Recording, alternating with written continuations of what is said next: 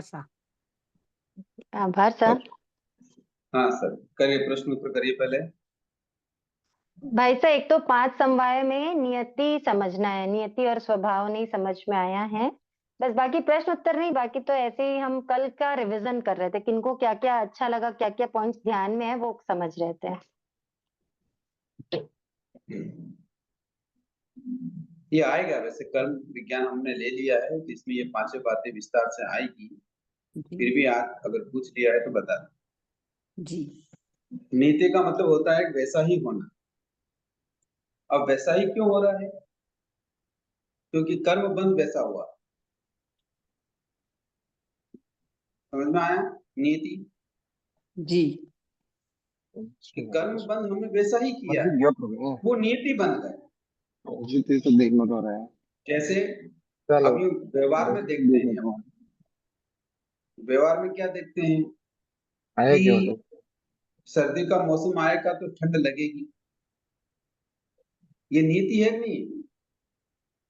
या यूं कर दें कि एकेंद्री या बैंद्री या तेंद्री में जन्म लेंगे या तिरंज में जन्म लेंगे तो भाषा की अस्पष्टता रहेगी। ये नियति है नहीं है उन जीवों की? वो भाषा बोल नहीं सकते, अस्पष्टता रहती है, इसलिए वो दुखी रहते हैं, एक दूसरे को बात समझा नहीं पाते हैं। ये उनकी नियति है या नहीं? जी, ये नियति है। ये नियति क्यों हुई? पिछले कर्म बंध के कारण, पूर्व में से। हाँ, इसलिए काल, कर्म, नियति, स्वभाव और पुरुषार्थ ये साथ चलते हैं। किंतु अब उसका स्वभाव क्या है? उस जीव का स्वभाव क्या है? मोक्ष कर्म हाँ, उस जीव का स्वभाव है चैतन्य गुण वाला, उपयोग गुण वाला। ये उसका स्वभाव है, तो वो उसमें आएगा।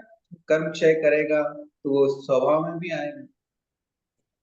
या जैसा कर्म उदय में आया वैसा उसको भोग करना है, ये उसका स्वभाव बनेगा।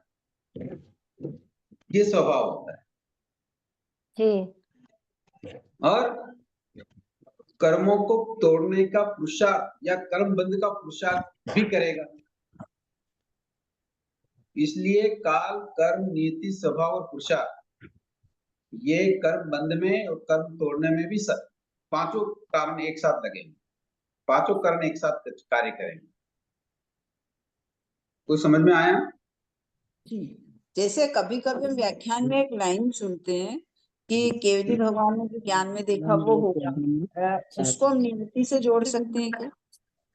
नहीं, केवली भगवान तो ज्ञान में, क्योंकि वो त्रिकालज्ञ होते हैं ना, वो भूतकाल भी देखते हैं, वर्तमान भी देख सकते हैं और भविष्य भी देख सकते हैं, इसलिए वो सारी बात बता सकते हैं। उनसे कोई तत्व छिपा हुआ नहीं। वो काल को भी देख रहे हैं, कर्म को भी देख रहे हैं, जो कर्म नहीं किया गया है उसको भी देख रहे हैं। जैसे मान लो हम अभी हैं, हम भविष्य में क्या कर्म करेंगे ये हम जानते हैं क्या? हम नहीं जानते, किंतु केवली जानता है कि ये जीव भविष्य में क्या कर्म करेगा। तभी तो भगवान कहते हैं कि भाई मरीचि का जीव भविष्य में क्या बनेगा, चक्रवर्ती भी बनेगा, वासुदेव भी बनेगा, है तीर्थंकर भी बनेगा, और जी अवसर्पणी काल का 24वां तीर्थंकर होगा। कहते हैं नहीं कहते भगवान? तो भगवान तो त्रिकालज्ञ है, इसलिए वो हर बात जानते हैं। इसलिए वो उनके यहाँ तो वो नियति है, वो सब जानते हैं क्या नियति, किंतु इसलिए भगवान ने एक बात नहीं कही, पांचों बात एक साथ कही। या तो कह देते ये तो नियति है, एक ही शब्द बोल के छोड़ देते, ऐसा भगवान ने नहीं फरमाया। भगवान ने काल, कर्म, नियति, स्वभाव और पुरुषार्थ पांचों को एक साथ रखा और एक ही समय में घटित होता है सब। जैसे कर्म उदय में आते हैं ना, जैसे एक समय में एक कर्म उदय में आया कोई भी, तो ये पांचों बातें लागू होगी। रोज जी कोई भी एक पाप करने के पहले अपने को अगर ये 5 समय सोचेंगे तो पाप भी नहीं कर पाएंगे ना, डर लगेगा अपने को। हाँ, बिल्कुल सही है। तो इसका अगर अपन सोचेंगे कि कर्म बंधेंगे, नियति ऐसी होगी, स्वभाव चेंज होगा, और समवाय सॉरी क्या बोलते हैं लास्ट वाला क्या है, पुरुषार्थ। हाँ, तो पुरुषार्थ करना बंद कर देंगे अगर कोई पाप करना बंद नहीं होगा ना। आप नहीं नहीं, सोचना बंद बंद नहीं कर मतलब देंगे, बंद स्टॉप होगा कर नहीं। देंगे हम। करने से डरेंगे, हम्म? करने से डरेंगे, पुरुषार्थ कोई गलत काम को करने से डरेंगे। हाँ, हमारे हाथ में समय नहीं है। हमारी आत्मा ने संसार पर्याय के जितने द्रव्यों पर, जितने आकाश प्रदेशों पर नियति कर ली है, उन सभी पे जन्म मरण करना है। जी। समझ समझ नहीं आया गुरु जी ये बात। क्यों? कर्म से तो अपने को पता है ना कि इतना समय अपने को जीना पड़ेगा और वापस उसको भोगना पड़ेगा। गलत बात बताई थी मैंने।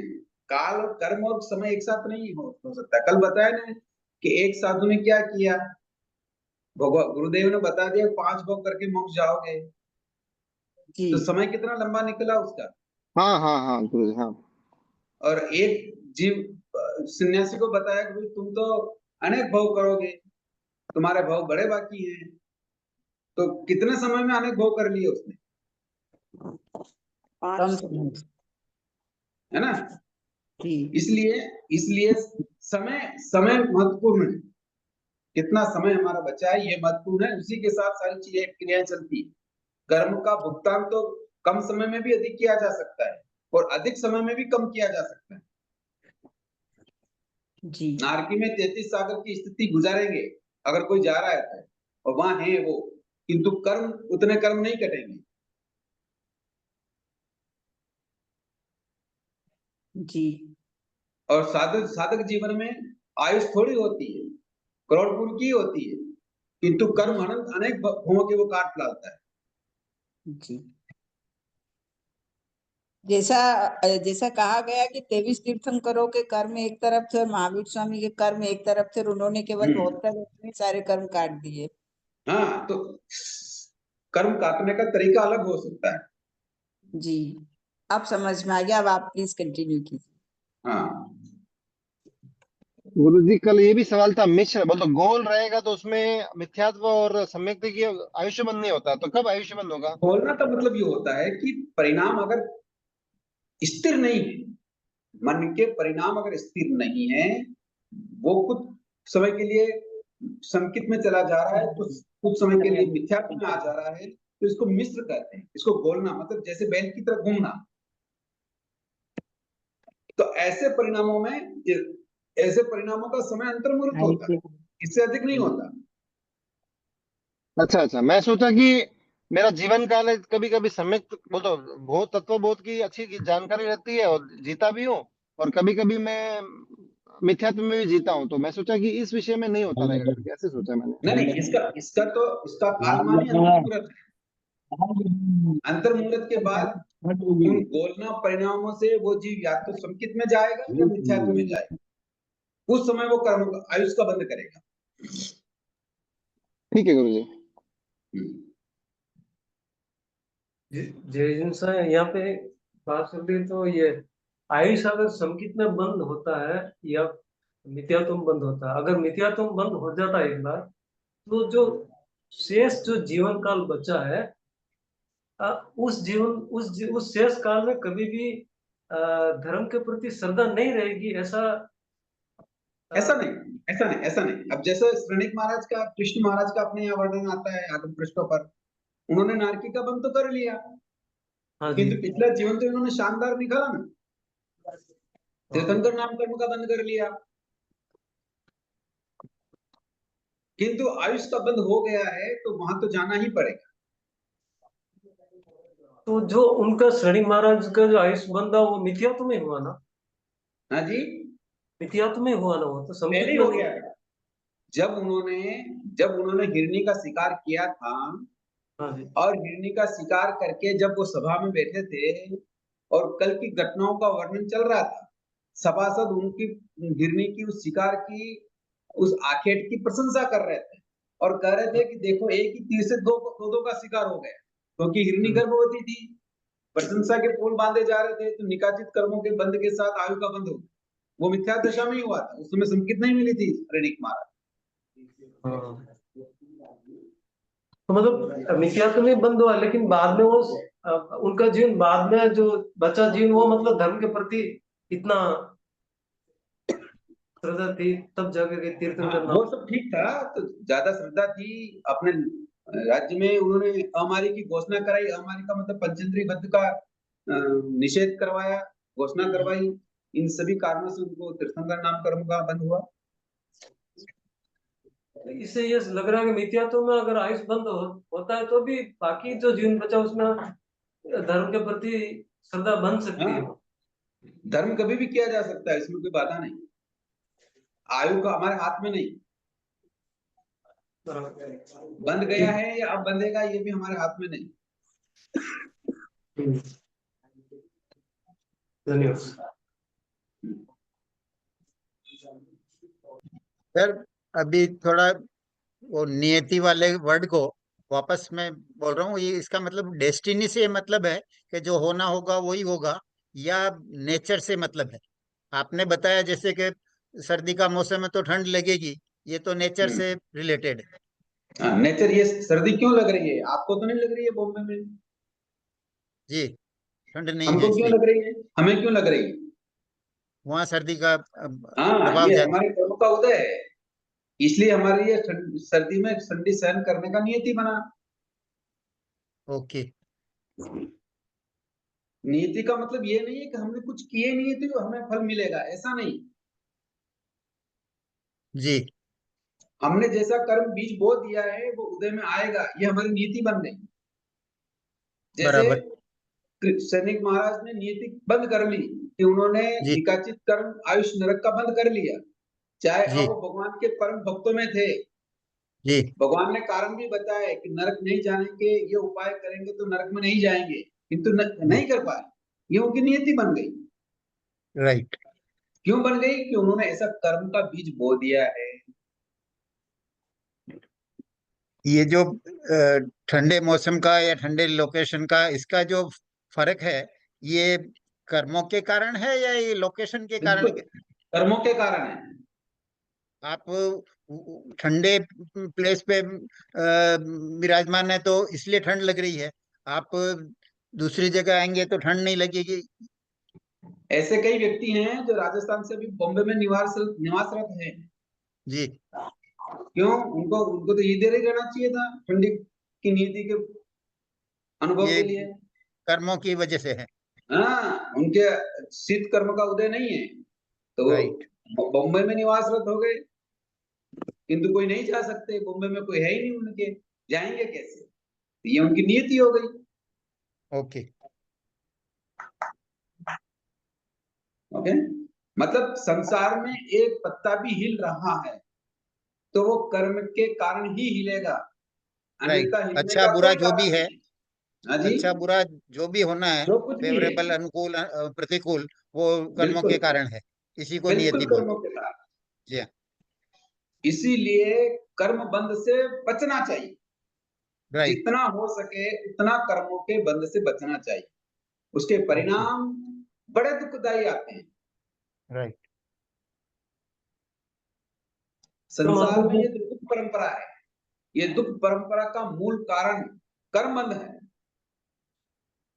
कर्म बंध नहीं हो तो संसार में दुख परंपरा ही नहीं हो, और दुख परंपरा नहीं हो तो कर्म बंध भी नहीं हो।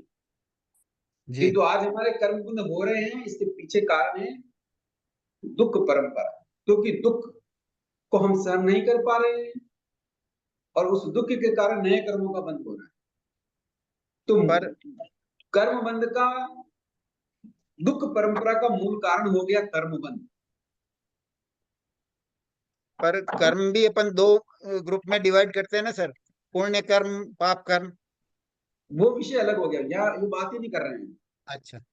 ये बात अभी यहाँ नहीं कर रहे हैं, वो तो बड़ी ओके दूर की बात है। ठीक। गुरु जी मेरे हिसाब से तो प्रतिकूलता से ज्यादा अनुकूलता में कर्म ज्यादा बांधते हैं मेरे हिसाब से, हम बांधते हैं ना, क्योंकि बांधते अनुकूलता में हैं। ज्यादा हिंसा होती है मेरे हिसाब से। एक बात और ध्यान रखना, अभी विषय प्रश्न उत्तर का चल गया है, तो केवल हिंसा से, केवल झूठ से, केवल चोरी से, केवल अभ्रम से या परिग्रह से ही कर्म बंध नहीं होते।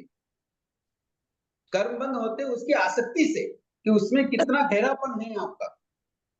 इंद्रिय विषयों को आप छोड़ नहीं सकते। आप आंखों से देखना छोड़ सकते हैं क्या? नहीं छोड़ नहीं सकते। नहीं कानों गुरुजी, से सुनना छोड़ सकते हैं क्या? नहीं घ्राणेन्द्रिय, रसनेन्द्रिय, स्पर्श इंद्रिय का ये जो विषय है उसको छोड़ सकते हैं क्या? नहीं किंतु इसके आसक्ति को छोड़ा जा सकता है, और इसी आसक्ति को छोड़ने पर ही कर्म बंध और अबंध होता है। राइट। जैसे एक एग्जांपल दीजिए ना गुरुजी। हाँ, विश्व देखो, जैसे हम सामने जा रहे हैं, रास्ते पे जा रहे हैं, हमको कोई सुंदर सी स्त्री नजर आए, अब हम उसको आंखें फोड़ दें या आंखें बंद कर दें, ऐसा हो सकता है क्या? नहीं हो सकता है। किंतु उसको देख के तो बोल सकते हैं, हाँ देखो मेरी माता भी ऐसी सुंदर है, कितनी सुंदर, मेरी माता भी ऐसी है। विचारों में कोई आसक्ति भरे परिणाम थे क्या? नहीं। बस कर्म बंद नहीं हुआ। मतलब उस समय अपने भाव कैसे? इसीलिए आसक्ति, इसीलिए कह रहा हूं, मान लो अब रसनेन्द्रिय की बात कर, भोजन सामग्री सामने आई, हमने मुंह खाया और बहुत स्वादिष्ट, तारीफ करी और बनाने वाले की भी तारीफ, किंतु उसके पीछे जो आसक्ति थी उसको छोड़ा नहीं, तो कर्मबंध हुआ कि नहीं हुआ? हुआ। क्योंकि कितने जीवों की हिंसा हो गई। आसक्ति मत किंतु वही आहार मुनि भी करता है, वही आहार हमारे घर से मुनि लेके जाता है कि नहीं जाता है? जी। हाँ जी। हाँ गुरुजी। जाता है, किंतु वो मुनि केवल शरीर की सुरक्षा के लिए, जीवों की रक्षा के लिए आहार करता है, उसमें उसकी आसक्ति है ही नहीं। भगवान कहते हैं मुनि जैसे सांप बालू में घुसता है सीधा, इसी तरह से वो मुंह में चबाकर सीधा अंदर उतार देता है, वो स्वाद नहीं लेता, आसक्ति नहीं करता, तो उसके कर्मों का बंध नहीं होता। वो आहार भी उसके शरीर की सुरक्षा के लिए है, राइट। तो आहार तो एक ही है, विषय एक ही है, किंतु एक जगह आसक्ति का क्या है, परिणाम है, और एक जगह आसक्ति का परिणाम नहीं है। बंध का कारण ये है। गुरुजी आसक्ति है या नहीं है कैसे पता चलना चाहिए? अरे क्यों नहीं, ये तो दिखाई देता है ना, ये तो दिखाई दे रहा है आसक्ति है या नहीं, ये तो दिखाई देता है, अनुभव में भी है, क्यों नहीं है? दिमाग इतना शातिर है कि वो बोलता है आसक्ति नहीं है, लेकिन कभी कभी वो निमित्त लगने पे गिर जाता है फिर से। हाँ, यही तो बात है, हम दिमाग से सोचते हैं, भगवान की आज्ञा के अनुसार नहीं सोचते। हम क्या है, विषयों में आसक्त बनेंगे, तभी हम कभी धर्म क्रिया करते हैं, तो भी मान कषा पे चढ़ के करते हैं कि हमारी प्रशंसा होनी चाहिए, हमारा मान होना चाहिए, हमारा सम्मान होना चाहिए, लोगों को पता लगना चाहिए कि इंद्रेश जी ने ये क्या किया, पता होना चाहिए मनोज जी ने कैसे धर्म आराधना कराई, कैसे धर्म आराधना की। ये ऐसे मन में जो गुदगुदी वाला जो मैटर है ना, ये कषाय हम समझ नहीं पाते, और उस धर्म आराधना का हम क्या करते थे, रायता फैलाना। रायता मालूम है, कभी कभी किचन में, आंगन में कभी छाछ ढूल जाती है, उसको समझ नहीं पाते, नहीं समझने के पीछे कारण है मोहनी कर्म। इसलिए हम इन इंद्रिय विषयों को छोड़ना शक्य नहीं, इंद्रिय विषयों को छोड़ना शक्य नहीं है, किंतु इसकी आसक्ति को छोड़ना शक्य है। समझ में आया? जी हाँ। अभी एक सवाल और है गुरुजी, आसक्ति छूट गई करके कैसे पता चलेगा? अरे आज आज अष्टमी है, नगर में बहुत बड़ा भोज का आयोजन है, किंतु मैं अष्टमी के दिन भोजन करने, सामूहिक भोजन में नहीं जाता। ये आसक्ति छोड़ी, ये दिखाई दे रहा है। हाँ गुरुजी। बताओ, इस ग्रुप में रहने वाले कभी सामूहिक भोज होता हो, जहाँ शादी ब्याह होते हो, सामूहिक भोज होते हो, अष्टमी के दिन और चतुर्दशी के दिन या पक्षी के दिन भी जाते हैं, नहीं जाते हैं? जाते हैं कहाँ आसक्ति छोड़ी? कहाँ, वही तो कह रहा हूँ ना, आसक्ति दिखाई क्यों नहीं देती, सामने दिखाई देती है। अरे वो हमारे आगम आसक्ति पृष्ठ पर नहीं, ऐसे गुरुजी, श्रावक वो थे। लोक व्यवहार है। हाँ जी, जी वो लोक व्यवहार है, वो आसक्ति नहीं है हमारी। ओहो, ये नहीं। कौन बोल रहे हैं भाई? रेखा, हाँ, रेखा जी कहाँ से हैं आप? कोयम्बतूर से। हाँ, लोक व्यवहार में तो कई चीजें करनी पड़ती है, उसका परिणाम नरक भी होता है। नहीं गुरुजी, वो पर लोक व्यवहार में अगर लोग अरे हमारे इतने अच्छे उत्तम क्वालिटी के श्रावक हुए और उन श्रावकों के अष्टमी और चतुर्दशी के दिन सामूहिक भोज में जाने का त्याग था। तो उस नगर के व्यक्ति ये ध्यान रखते थे कि हमारे घर में कोई फंक्शन होगा तो अष्टमी और चतुर्दशी के दिन नहीं होगा। क्यों नहीं होगा? कि उन प्रतिष्ठित और उच्च क्वालिटी के या उत्तम जो श्रावक हैं उनका पदार्पण हमारे घर पे नहीं हो। और आप कह रहे हैं लोग व्यवहार निभाना चाहिए। इसीलिए गुरु वो जी 2 दिन को छोड़ के बाकी दिन में रखते थे। गुरु जी इसमें हाँ, ऐसा तो कर सकते हो, अष्टमी चौदस जाना पड़े तो घर पे खा के फिर चले जाओ, अपने हिसाब से दिखाना है तो चले जाओ दिखाने के जाना लिए। ही क्यों? आप उत्तम क्वालिटी के श्रावक बनो ना। लोग लाज में क्या कर लेंगे? वो मान लो आप किसी के यहाँ भोजन करने नहीं गए तो वो क्या करेंगे? नहीं जाना ही नहीं, मतलब भोजन वो नहीं तो करना। कुछ करेंगे नहीं लेकिन घर जाना ही में नहीं। अगर जाएंगे ही नहीं तो क्या कर लेंगे? अच्छा जाना। नहीं घर में बड़ों के आप कहने पे जाना पड़ता है। अरे यही तो बात है। ये वो भेड़ चाल है। ये संसार की क्या है? विल पावर डिटर्मिनेशन करने में तो जरूरी नहीं है। अरे देखो श्रावक तो उत्तम क्वालिटी का होता है। वो रास्ता निकालता है कि इस मार्ग पर अगर कर्मबद्ध हो रहे हैं तो क्या रास्ता हो सकता है। जैसे किसी के शादी ब्याह होता है तो एक दिन का होता है क्या? आजकल तो प्राय एक दिन के ही होने लग गए। हाँ, पर घर में तो 2 दिन 3 दिन के होते हैं। रिसोर्ट में भोजन एक दिन का होता है। आज आज भी 2-3 दिन के फंक्शन होते हैं। आज हमारे घर के बाहर फंक्शन चल रहा है, खाना तो उनका 18 तारीख को है। 3-4 तो दिन बस में। आप आज 16 तारीख को चले जाओ, क्या दिक्कत है? भैया आज हम आए, आपने बुलाया, अष्टमी के दिन हमारे त्याग है, किंतु हम आपकी शादी में शरीक होने आए। इस आपके मांगलिक कार्य के लिए हमारी ओर से भी आपको शुभकामनाएं हैं। हम आए हैं और कोई दिक्कत नहीं, आ सकते। इसका एक उदाहरण देता हूं मैं कि एक व्यक्ति ने गृह प्रवेश का आयोजन किया और गृह प्रवेश के दिन कई व्यक्तियों के त्याग होते हैं कि घर की अनुमोदना लग जाएगी, इतने कितने जीवों की हिंसा हुई, पानी की, 6 गाय जीवों की, पंचेंद्र की, बहुत हिंसा होती तब जाके घर बनता है। और उसके ये त्याग था कि मैं उनके उस गृह प्रवेश के दिन जाऊंगा भोजन करने, तो मेरे को भी क्या लगेगा, अनुमोदना लगेगी। तो क्या करा? तो वो व्यक्ति एक दिन पहले उन घर पे आ गए पति पत्नी कि भाई साहब जाइए। कहाँ पता, अब कोई भी घर पे आएगा तो खुशी होगी कि नहीं होगी?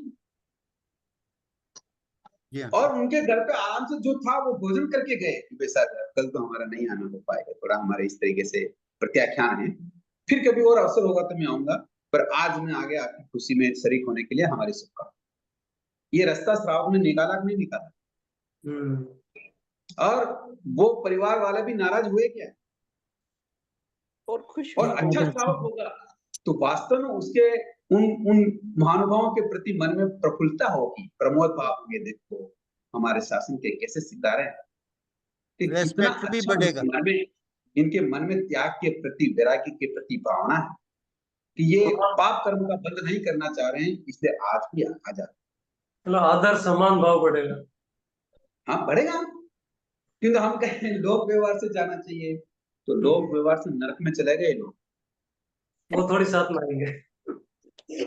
तो करो ना, लोक व्यवहार करो, कोई दिक्कत है? एक बार नरक में जाने से क्या होता है? नहीं जाना, नहीं रेखा जी, नहीं जाना सा। नहीं ना? जय जिनेन्द्र गुरु जी, जय एक बात जिनेन्द्र। अपनी थी कि अभी 5 चीजों के बताई थी अभी आपने, तो इसमें आपने रसेंद्रिय का त्याग करना, तो रसेंद्रिय के त्याग में अच्छा भोजन किया, उसकी तारीफ करी, तो इसमें आसक्ति कैसे छोड़ना होता है? आप जो भोजन आए वो कर लो ना।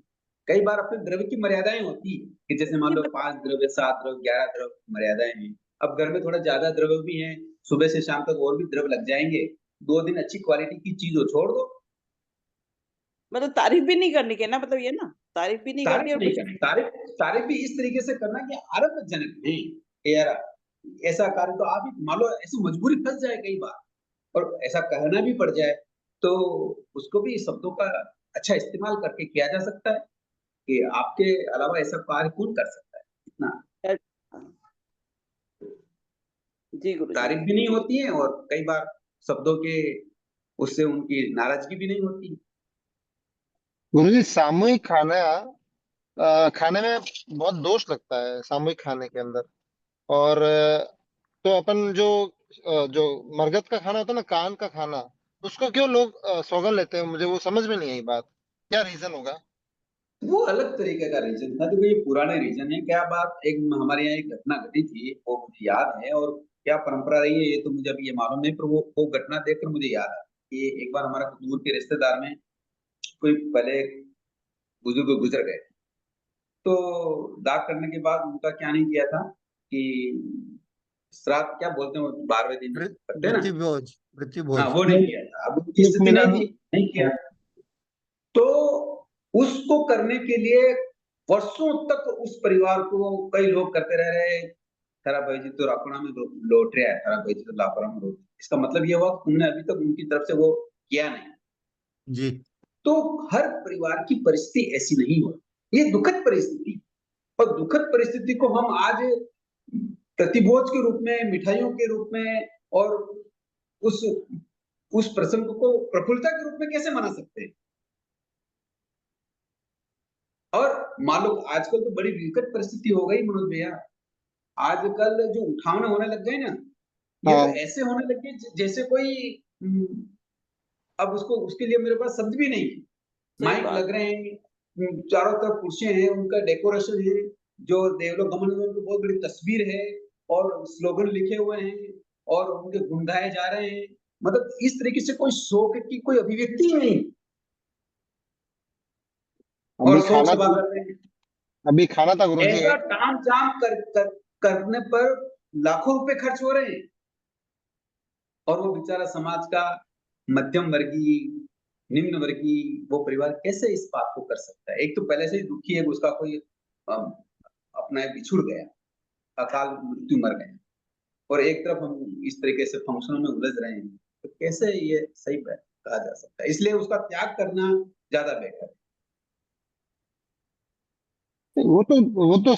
अगर सामान्य परिवार हो तो त्याग है ना, अगर अच्छे परिवार से हो तो भी त्याग करते हैं ना, वो ही पूछना था। बहुत जन खाते नहीं, 20-25% लोग नहीं खाते हैं। हाँ, तो इसलिए नहीं खाना कि उस परिवार पे ज्यादा बोझ न लगे, अच्छा। ये मीनिंग गुरुजी ज्यादा मोस्टली लेकिन है। उसी परिवार में शादी का हो तो खुशी खुशी जाके खाना खाते हैं ना, शादी तो की बात खिलाते तो भी वो हैं। अपनी प्रसन्नता से कर रहा है। अच्छा। शादी का कार्य तो वो अपनी प्रसन्नता से कर रहा है, और जितना उसके पास द्रव्य है उसकी कैपेसिटी से कर रहा है। उसको कोई फोर्सली ये थोड़ी कर रहा है कि भाई आप इतना ही करो। पर पर मृत्यु के बोझ में तो सामाजिक प्रतिबंध थे कि आपको ये करना है, इसलिए उसका नकारा किया जाता। अच्छा अच्छा अच्छा, ठीक है ठीक।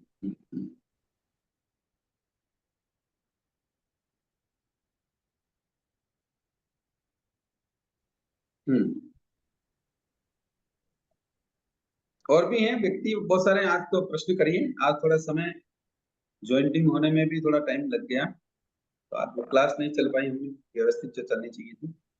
थोड़ा सा समय है तो प्रश्न उत्तर कर लेते हैं। आसक्ति गुरु की चलो। हाँ, अंकिता जी बोलिए। गुरुजी, आपने कल बताए थे कि भवन के लिए जो दान देते हैं उसमें अगर नाम लिखवा दें तो भवन में हो रहे पाप की क्रिया अपने को लगेगी, लेकिन बिल्कुल वहां जो लगेगा। धर्म ध्यान हो रहा है, जो पुण्य कार्य हो रहा है, उसका फल अपने को नहीं मिलेगा। नहीं मिलेगा। क्यों? क्यों? इसके पीछे कारण है। इसके पीछे कारण ये है कि जो साधक अपने धर्म आराधना कर रहा है वो खुद के लिए कर रहा है। आपको जो लाभ मिलेगा वो केवल संयातर का मिलेगा, कि आपने उत्तम स्थल इन धर्म आराधकों के लिए जगह दी, वो जी आपको फल मिलेगा। किंतु वहां जो धर्म आराधना कर रहा है वो खुद के लिए करता है, वो भी जी दूसरे के लिए नहीं करता। इसके लिए उसमें पार्ट मतलब शेयर नहीं किया जा सकता। जी जी। किंतु पाप पाप इसलिए लग रहा है हमें कि वहां जो क्रियाएं हो रही है उस भवन में हमारी आसक्ति है, उस भवन में हमारा नाम है, शेयर है, इसलिए उस पाप का तो बंद होता है, क्योंकि हमारी परमिशन है। जी। समझ में आया? हाँ जी। और गुरुजी अगर गुप्त दानी हो नहीं तो? लिखा है तो गुरुजी अगर हाँ, नहीं अगर लिखा है तो पाप कर्मों का बंद नहीं होगा। पुण्य क्या कर्म कर का? दिया, घोषणा कर दिया आपने। और पुण्य लिखवाने कर्म? के साथ विसर्जन भी तो कर सकते हैं ना। हाँ जी। लिखवाने के बाद कि भाई अब हमारा इससे कोई संबंध नहीं है, इसके बदले में हमने ऐसा नहीं पैसा होता है। आप दोनों बातें और कैसे हो जाएगी? नाम भी लिखवा रहे हैं कि हम चाहते हैं हमारा नाम वहाँ रहे और आने वाले हम जाने उसको वाले को हम रोक करते देखें, हैं। और वो भी चाह रहे हैं कि हमने त्याग कर दिया। दोनों बातें एक साथ कैसे होगी?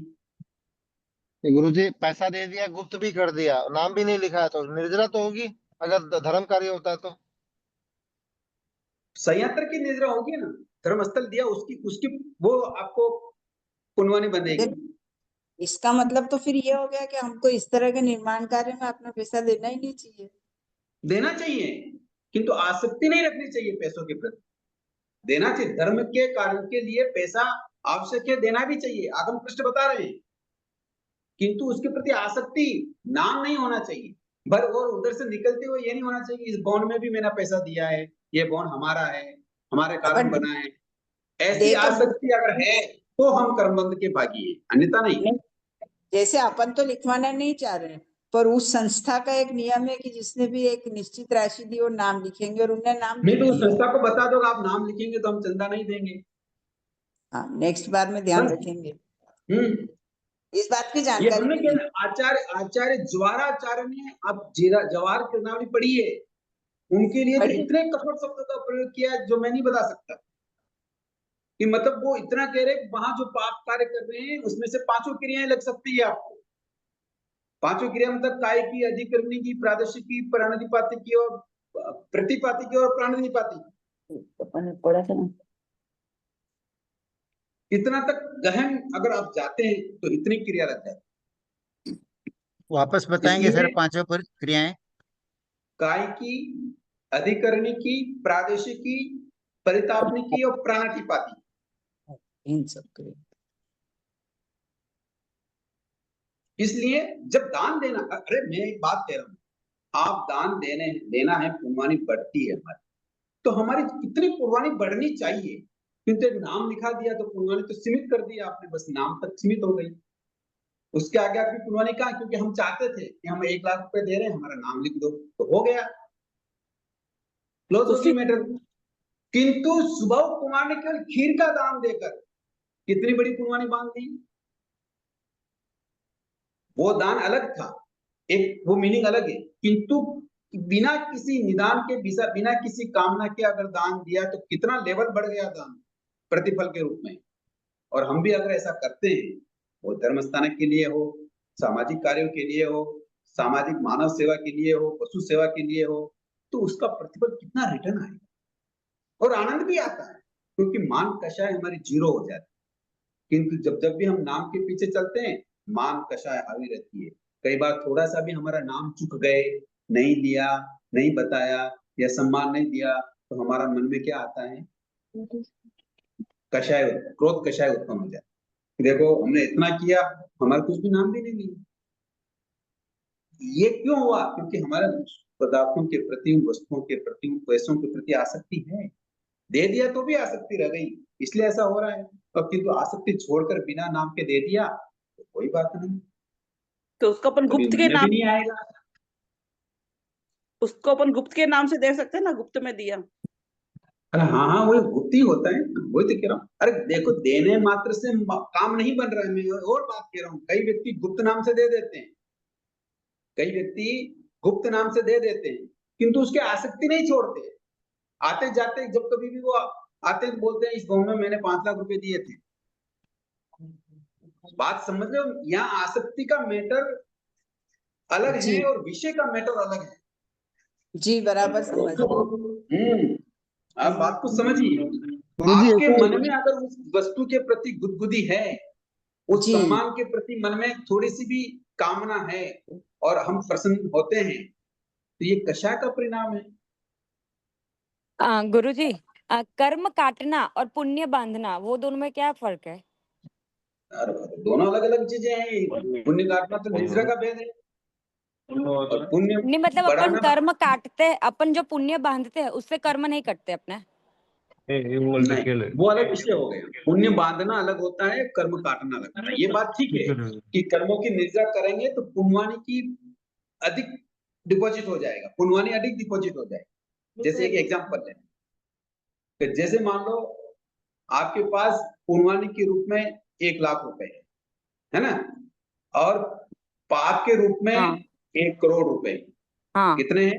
1 करोड़। 1 करोड़ और पुण्य के रूप में कितने हैं? 1 लाख।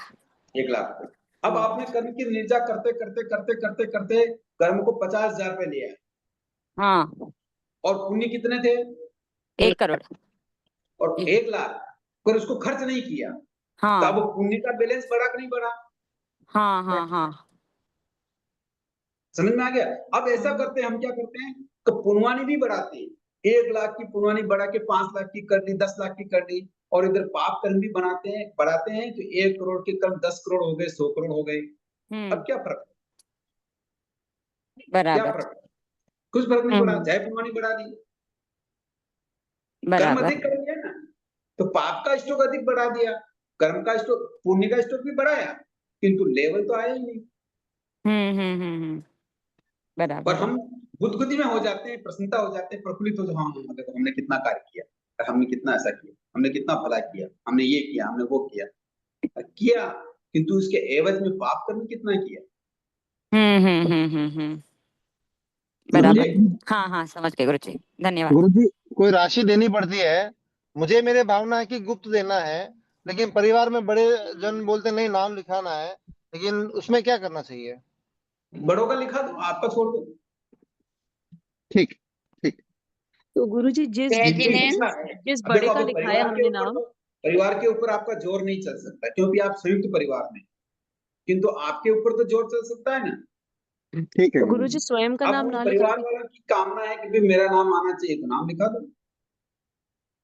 नहीं जैसे हमने गुरुजी खुद का नाम ना लिखा के समझे? माता पिता का या अपने दादा दादी का किसी और का नाम लिखा दिया, बता तो और उसमें तो फिर आसक्ति नहीं, है। लिखा दिया नहीं, अगर वो कहते हैं तो।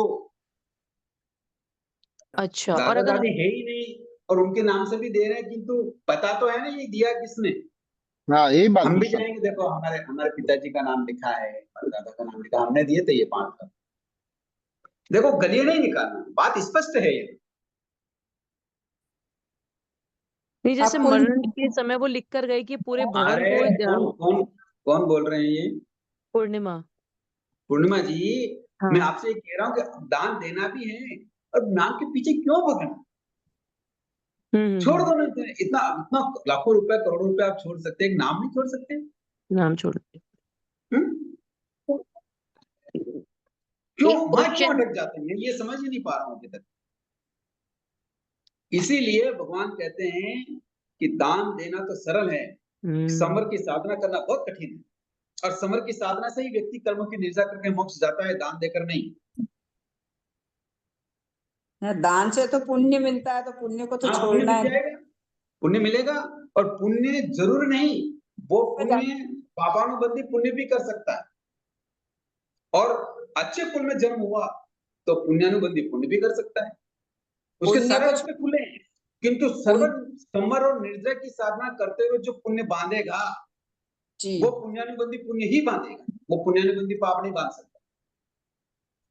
आगम पृष्ठ भले बता रहे हैं। भले ही पुण्यानुबंधी पुण्य हो या पापानुबंधी पुण्य, छोड़ना तो दोनों को ही, उनको छोड़ने बिना तो वो तो मोक्ष है विषय ही। अलग हो गया मधु जी, वो विषय बहुत लंबा हो गया, वो तो एंडिंग वाला मैटर हो गया। अभी हम एंडिंग में कहाँ हैं, हम तो अभी चौथे गुण स्थान, पांचवें गुण स्थान में। मेरे को तो नियति का समझ हाँ नहीं आया, हाँ, नियति इस का। निवेदन किया था कि नियति नहीं, मैंने वापस कोशिश भी की थी उसको बिठाने की, पर मेरे को बैठा नहीं, तो मैंने सोचा मैं सबसे पहले वही पूछूंगी आज आप। तो समझ में आया? हाँ जी, आप समझ जो कि कर्म बांधे हैं अपन ने, ये मधु जी हमारे ऑल इंडिया के, वो एस क्या नाम है, एस के, मैं नाम ग्रुप भूल गया नाम, जो SFU गुरुदेव ने जो निकाल रखा है ना अपने आत्म हत्या नहीं करना उसके लिए, क्या नाम है ग्रुप का? SFU राष्ट्रीय प्रभारी। हाँ, राष्ट्रीय प्रभारी हैं आप, राष्ट्रीय अध्यक्ष या संयोजिका है जो आपके साथ क्लास में है, मधु जी मट्टा।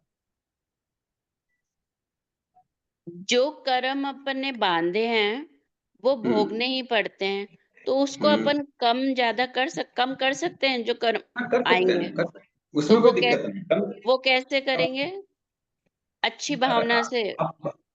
सुनीता जी, आप रोज क्लास में नहीं जुड़ रहे हैं? कल से ही जुड़ी हूँ मैं, तो हम तो हाँ, कब से जुड़ रहे हैं? कल से ही स्टार्ट करा है।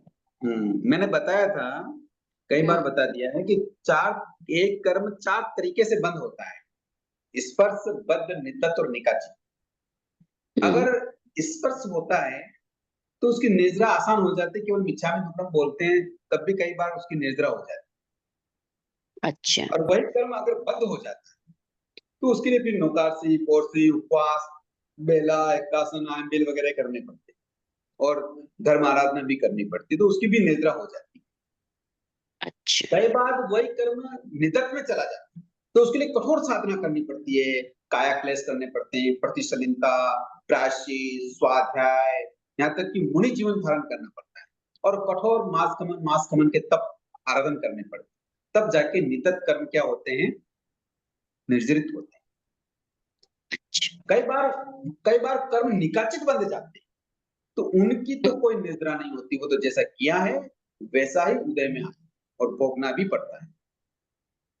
समझ में आया? पर बोलते हैं ना क्रिया में तो धर्म नहीं होता, क्रिया में धर्म है, जैसे तपस्या करना, ये भाव। देखो, एकांकी बात यहाँ नहीं है, यहाँ एकांत बात नहीं चलता है, अनेकांत बात चलता है। क्रिया अच्छा। के साथ भावात्मक जुड़ते हैं तभी धर्म होता है, केवल क्रिया में धर्म नहीं होता।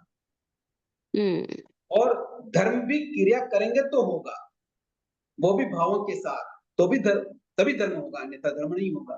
तो क्रिया और भाव दोनों जुड़ रहेंगे तभी जाके हमारा क्या होगा, धर्म आराधना। हाँ जी। गुरुजी जैसे हमारे भाव तो है कि मैं मोक्ष जाऊं, और क्रिया नहीं करेंगे तो किंतु उपवास नहीं करेंगे तो कैसे चलेगा? भावना के साथ क्रिया करनी है। क्रिया भी होनी चाहिए। हाँ जी। गुरुजी, ये जो आप बता रहे हैं निकाचित कर्म, तो ये निकाचित कर्म एक तो कैसे होते हैं ना, और इनका कभी कोई प्रायश्चित होता ही नहीं है, इनको तो भोगना ही भोगना है, मतलब हमने जो किए हैं निकाचित कर्म।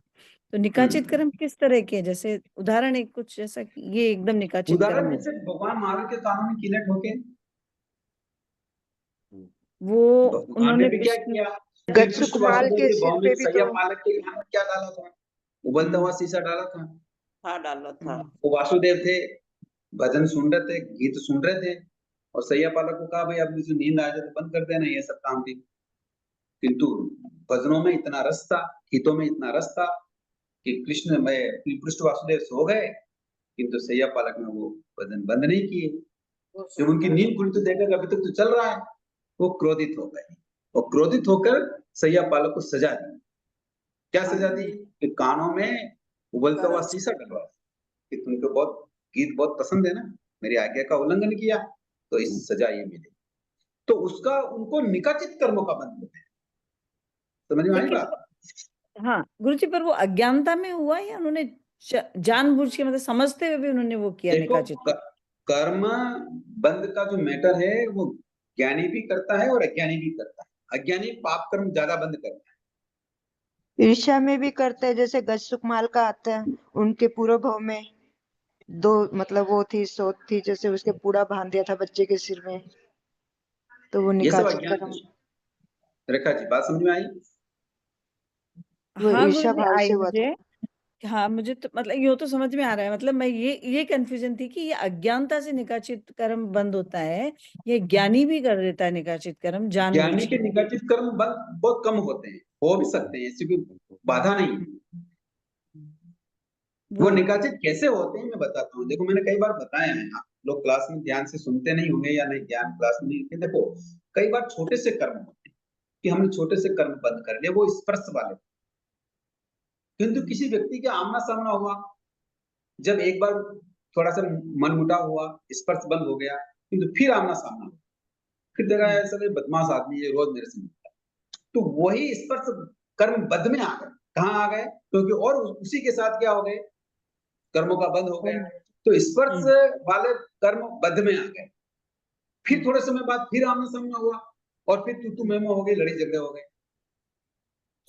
तो वही कर्म जो स्पर्श था बद्ध बन गया, अब निदत बन गया। अच्छा, वो लगातार बार बार जब होता जा रहा है तो वो निकाचित में हो आमना गया। सामना हो रहा है, उसी कर्म के बारे में हम चिंतन मनन कर रहे हैं और फिर विचार आया बैठे एकांत में, जब हमारे सारे सहयोगी मिल गए, सारे साधन मिल गए, तो हमें लगा किसी व्यक्ति के साथ इसको उड़ा दो, ये मेरे बिजनेस में मेरे परिवार में मुझे बहुत नुकसान करने वाला है, और कई दूसरे व्यक्तियों से उसको क्या कर दिया, मरवा दिया।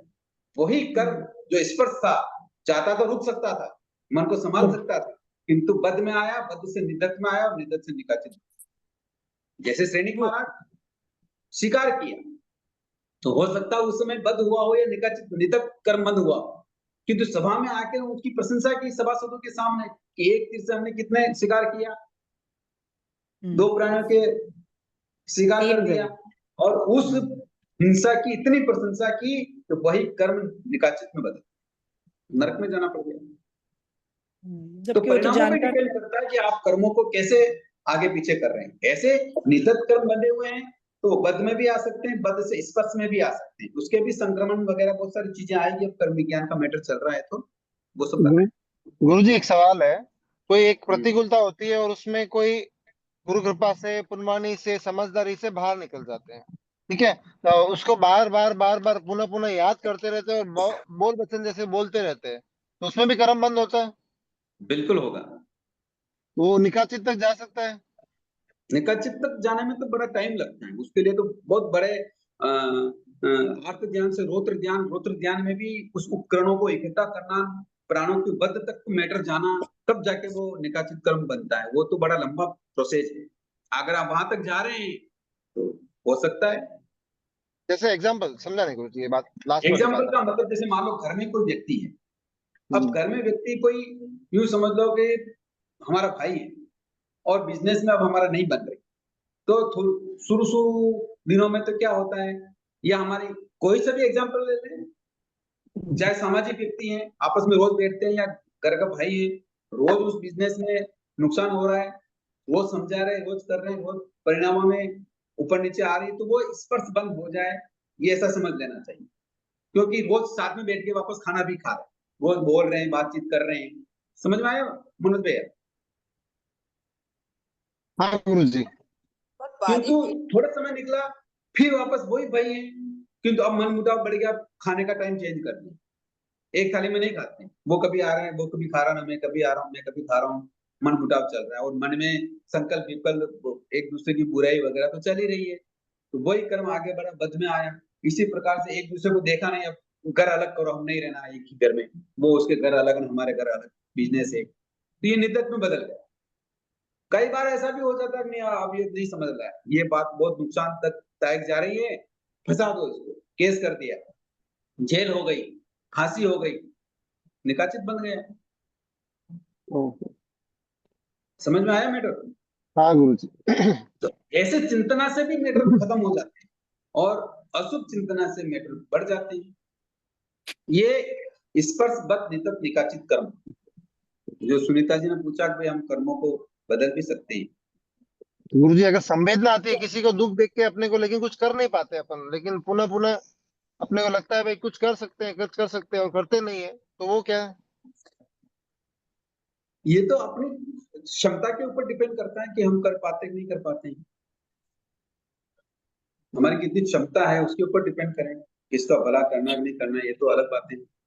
मतलब किसी से अपनी बहस हो गई है, वो कर्म बंध गए, फिर अपन एक हफ्ते बाद अपने को गिल्टी हो रही, अपन वापस बोल रहे हैं उनसे, तो फिर वो वापस निकल जाता है ऐसा बंध में से अपन।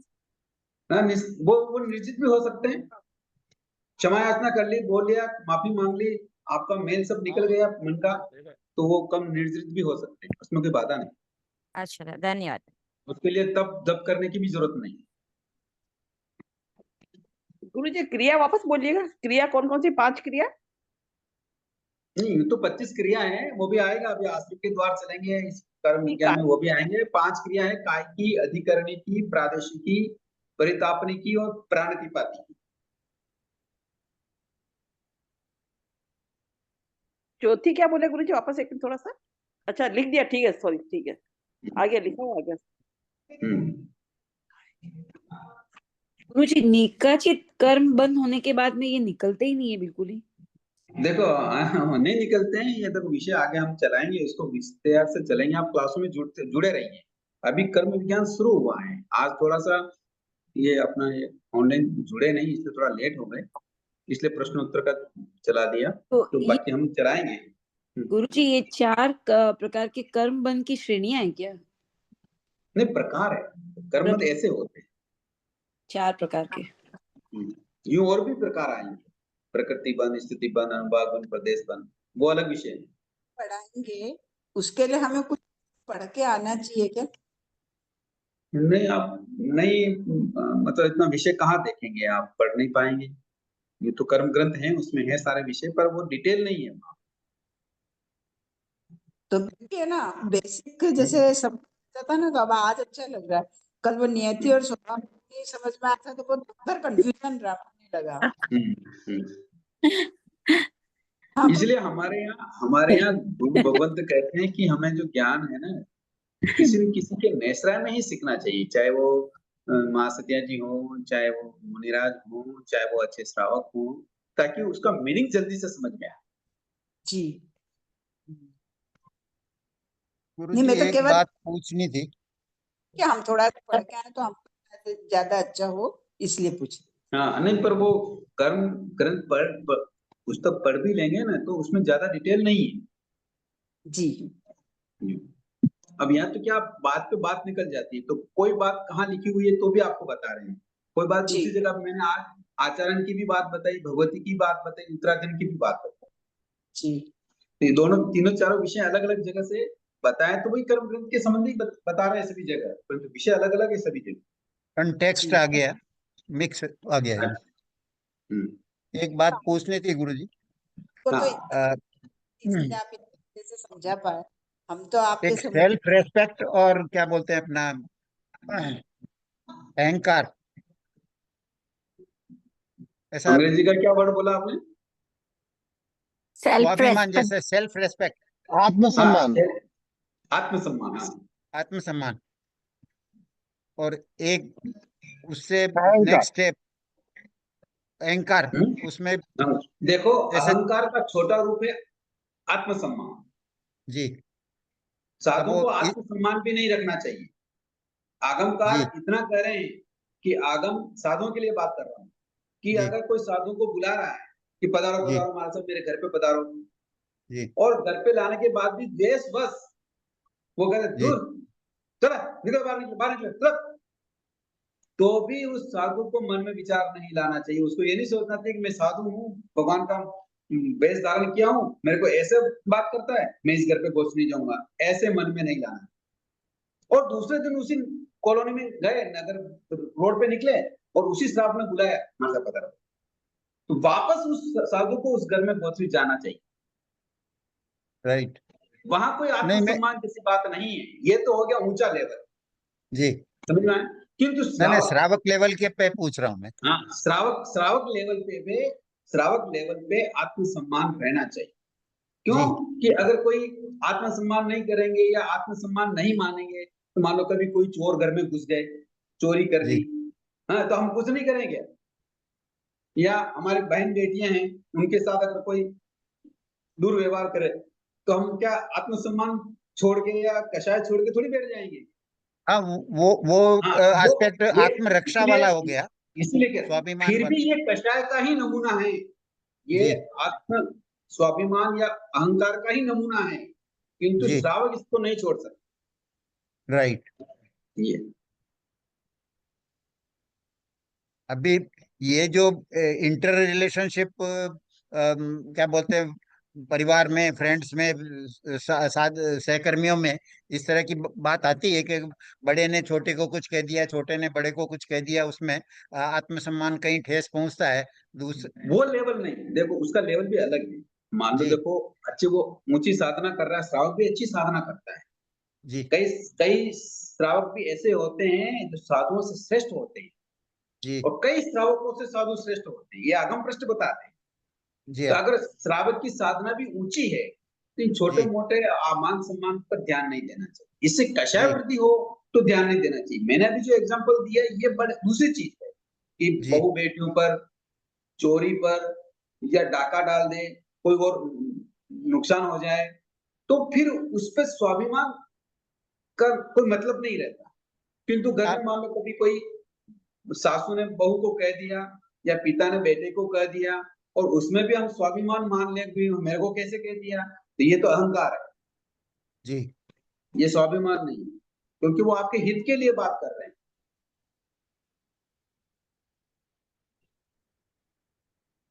और स्वार्थ के लिए करे तो वो तो बड़ा खतरनाक है वो तो अलग ही बात है। अगर अगर मैं बड़ा हूं और मैं छोटे को बड़े होने का अधिकार जता के और मैं अपने हाँ, स्वार्थ में अगर ये तो अहंकार है, ये तो बहुत बड़ी कषाय है। किया तो वो ठीक नहीं है। हाँ, वो ठीक नहीं है, और तो बड़ी कषाय है। और उस बात में छोटा अगर स्वाभिमान को हर्ट हो रहा है, ये ऐसा महसूस करे तो उचित है वो तो। नहीं नहीं नहीं नहीं, छोटा स्वाभिमान क्यों करेगा?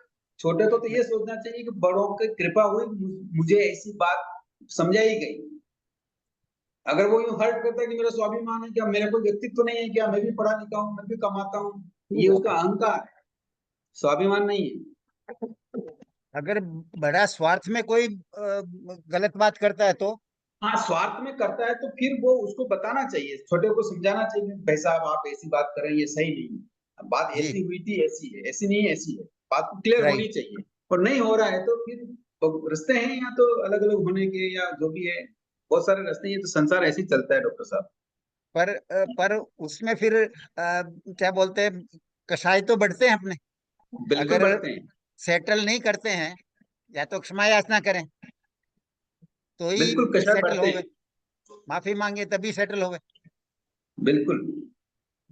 नहीं तो गुरु जी दोनों ही तरफ, एक तरफ ऊंचा, अहंकार रहेगा, दूसरी तरफ स्वाभिमान रहेगा, देखो ऊंचा साधक दोनों ही। होगा तो संभाव, डॉक्टर साहब ऊंचा जी साधक होगा तो संभाव से सहन करेगा, बिना जी कर्म उदय के कोई काम होता ही नहीं। राइट। ये स्वाभिमान और अभिमान, ये सारी चीजें एक तरफ है। ऊंचा साधक जी होगा तो वो उसको नहीं मानता है, वो कहता है कि मेरे कर्म उदय में आए हैं, मुझे संभाव रखना है, चाहे कितना ही नुकसान हो जाए। ओके। किंतु तो ऐसी गुरु जी ऊंची साधना नहीं है, तो फिर जी ठीक है, रास्ते हैं उसको कम करने के, भाई आप अलग हो जाओ, आज जो भी है कम ज्यादा ले लो, दे लो, कर लो, अलग हो जाओ, राइट। ऐसा। और गुरु जी जिन शासन के लिए, आत्मसम्मान के लिए खड़ा होना चाहिए। कहा? जिन शासन के लिए, घर का अनुशासन के लिए श्रावक को। इतना सोचने से पहले ऐसी क्रिया भी होनी चाहिए, ऐसा आचरण होना चाहिए। किसी का हो तो हाँ, वो तो बिल्कुल होना चाहिए। ठीक। ऐसा हुए हैं हमारे यहाँ, आगम पृष्ठ क्या बता रहे हैं, हमारा इतिहास बता रहे हैं, लोग सामने खड़े हुए थे, प्राण दे दिए उन्होंने, अपने विष पी लिया उन्होंने। सही है गुरु जी। डरना नहीं चाहिए, किसी भी कीमत पे नहीं डरना चाहिए। अगर आप खुद आचरण कर रहे हैं, खुद जानकार हैं, भगवान की आज्ञा को जानते हैं, और सामने देख रहे हैं कि जिन शासन की हिलना निंदा हो रही है या जिन शासन की अवज्ञा हो रही है, तो वहां बिल्कुल बोलना ही चाहिए। ठीक है गुरु। मौन नहीं रह सकते क्या? मौन रहना ज्यादा अच्छा है बोलने से वैसे। हाँ सर, मौन रहना ज्यादा अच्छा है। नहीं नहीं नहीं नहीं, ऐसा नहीं।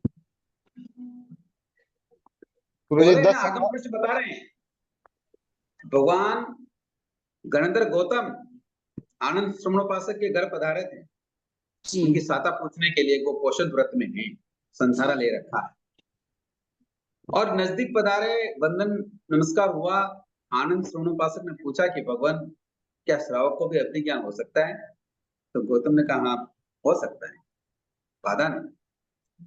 भगवान, मुझे 500 योजन तक लवण समुद्र में, और पहली नारकी की अच्युत लीला, क्या नाम है, नाम भूल गया, उस नरक तक, और ऊपर में यहाँ तक, चारों दिशाओं में इतना लंबा चौड़ा अवधि ज्ञान से मैं विषय देख रहा हूँ। गौतम ने कहा, नहीं, ऐसा श्रावकों को इतना लंबा चौड़ा अवधि ज्ञान नहीं। तो उसी समय तत्काल आनंद श्रवणोपासक ने क्या कहा कि भगवान, और गौतम कह रहे हैं कि आनंद श्रवणोपासक आप कौशद में हैं, आप इस बात की आलोचना कीजिए, आपने ये झूठी बात की। तो तुरंत श्रवणोपासक ने क्या कहा कि गौतम भगवान, क्या जिन शासन में सत्य की भी आलोचना होती है क्या? तो भगवान ने, गौतम ने कहा, नहीं, सत्य की आलोचना नहीं। तो फिर मुझे आलोचना करने की जरूरत नहीं, आप बताओ। हिम्मत ठीक नहीं थी उनके कहने की। जब हिम्मत थी गुरु जी। कितने, अरे किसके सामने बात कर रही है देखो। 14 पूर्वधारी के सामने। गणधर गणधर प्रथम गणधर भगवान के अंत्यवासी, प्रथम गणधर 4 ज्ञान के धारी, 14 पूर्वों का ध्यानकार, ऐसे उत्कृष्ट उत्तम श्रवणोपासक एवं विचारों साधक, उसके सामने आनंद श्रावक कह रहे हैं सत्य की आलोचना नहीं होती तो आप आलोचना करो। धन्य है। पर ऐसा आचरण होना भी चाहिए। चुप रहने से कुछ होने वाला नहीं। आनंद क्या हो श्रावक का जाएगा, ज्यादा से ज्यादा चुप रह जाएंगे तो और ज्यादा क्या होगा, गलत को बढ़ावा मिलना है और ज्यादा होगा। हाँ, बस ये है कि ऐसी ही बात करनी चाहिए जैसी आप जानते हो। नहीं जानते हो तो बात को खींचना नहीं चाहिए, क्योंकि जानते ही नहीं है, पकड़ के खींचेंगे तो वो नहीं चलेगा। पहले जानो, समझो, बोध को प्राप्त करो, फिर बात की विषय को चर्चा करो, फिर बात कहेंगे तो कोई दिक्कत नहीं। क्योंकि कई बातें ऐसी होती हैं, एकांतता सत्य नहीं हो, भगवान के शासन में अनेकांत बात चलता है। तो क्या बात कैसे हुई, क्यों हुई, क्या कारण है, उन सबको समझ पूर्वक ही बातचीत करनी चाहिए। जी गुरुजी बहुत समय हो गया, 10-20 हो गई है। हाँ, ओके, बहुत बढ़िया, बहुत अच्छा, बहुत बहुत अनुमोदना सर। बहुत बहुत अनुमोदना गुरुजी। जय बहुत जिनेंद्र। बहुत अनुमोदना नैतिक कृपा गुरु जी, आभार। बहुत बहुत जय जिनेंद्र सर। बहुत बहुत अनुमोदना। समय बहुत फटाफट निकल जाता है।